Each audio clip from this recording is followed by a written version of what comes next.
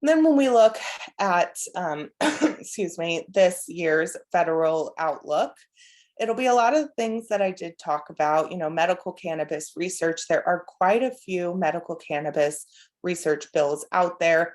Some of them direct agencies like either Veterans Affairs or Health and Human Services to do research on their own. Some of these bills deschedule cannabis and provide additional federal funding to allow cannabis research to happen. One of the big hurdles for cannabis researchers right now is the fact that cannabis is Schedule 1, and so they have to get a special DEA license from the DEA, which is costly and it can take a lot of time, and it is hard to get as well. So if it's not Schedule 1, they don't have to worry about getting those additional licenses or meeting those additional requirements. There are also the Veterans Access bills I talked about that will either protect patients who do use medical cannabis, that could ask the VA to do research on their own, and also allow VA doctors who would like to recommend medical cannabis to do so. Congress is also looking at either descheduling or rescheduling cannabis. All of us know that it's about time. It's about 50 years too late, to be precise, for cannabis to not be on the Schedule 1 list any longer. I think Congress is finally taking a serious look at this. I think they finally realized that it's time to do something to further not only research, but also stop that aspect on the war on drugs, and also stop wasting federal time and money on trying to pretend like it's illegal at the federal level, but it's illegal and dangerous at the federal level, but it's accessible and affordable at the state level. So I think the federal government is finally looking at fixing that. And that is definitely something that we are going to be paying attention to and working toward. ASA is also going to be working on the Office of Medical Cannabis Control, which is something that I'll talk about a little more in depth in just a second. We're also going to be looking at the opportunities that are within legislative packages.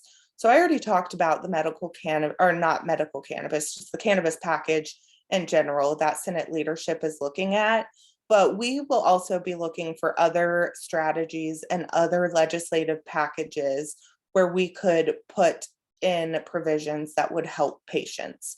So for instance, this looks like if there is a big Veterans Affairs bill, a big bill that deals with veterans' health, that would be an opportunity to put a provision in outside of the cannabis bill to protect and make sure veterans can have access to that. Another thing is if there is a broader bill on medical research in general, a broader bill on something the FDA should do. Even pharmaceutical bills may be an opportunity for us to change some cannabis policy by sliding it in there. So we're going to be looking for every opportunity possible to get as many policies as possible in front of Congress for debate and hope that they pass and sign those into law.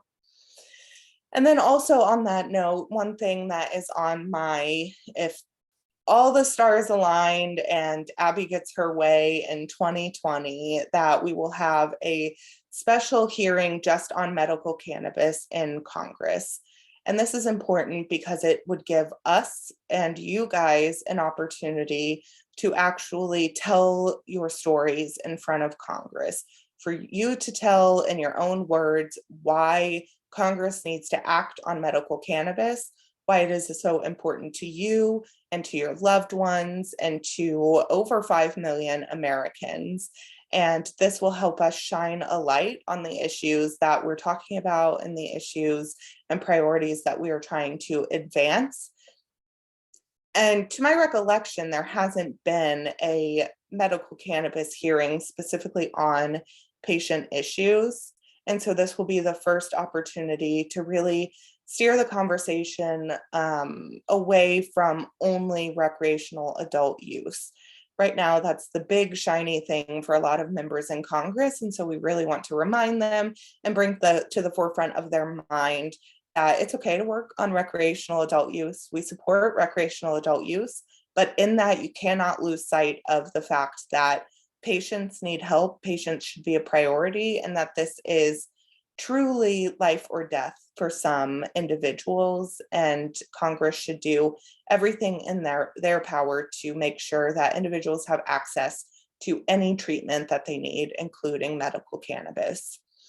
So like I said, that's something on my big wish list, something that I'm going to be working on as well. Of course, if this does happen, as ASA members, you'll be the first to hear about it. I will be very excited to announce it to you guys. But that also gives you an idea of, we have some big things coming, and I really plan on us making a splash this year in Congress and making it so there can't be a conversation about cannabis without someone being reminded about you guys, and that this is so important for you guys, just beyond having access to cannabis that should have never been Schedule 1, that you guys rely on this, and we need to make sure that you're protected in the best way possible. So talk